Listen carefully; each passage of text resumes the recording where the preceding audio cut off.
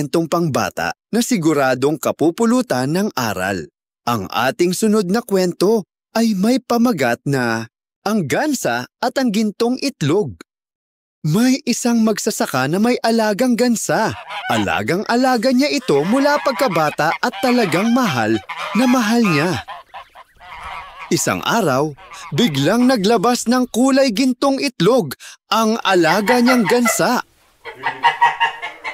Nagulat at natuwa ang magsasaka nang makita niyang nangingitlog ng gintong itlog ang kanyang gansa. Araw-araw, ito ay nangingitlog ng isa at maingat niya itong iniipon. Sinimulan niyang ibenta ang mga gintong itlog at kumita siya ng malaki. Kalaunan, unti-unti siyang yumaman at nabili ang mga bagay na dati ay hindi niya kayang bilhin. Nagsimulang maging makasarili at sakim ang magsasaka. Paano kung pakainin ko pa ng mas marami ang gansa? Naisip niya. Baka mas madalas itong mangitlog.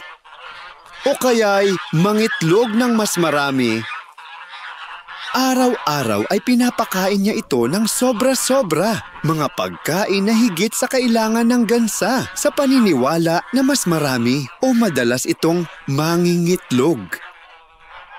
Habang lumilipas ang mga araw, unti-unting nanghina ang gansa.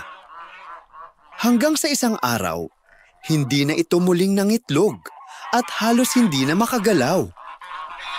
Napagtanto ng magsasaka ang kanyang pagkakamali.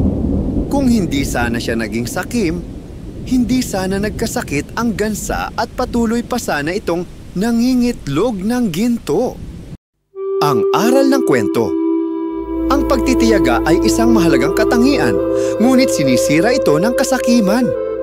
Kapag pinilit ang isang biyaya, maaari itong mawala, kaya't matutong makontento at maghintay sa tamang panahon.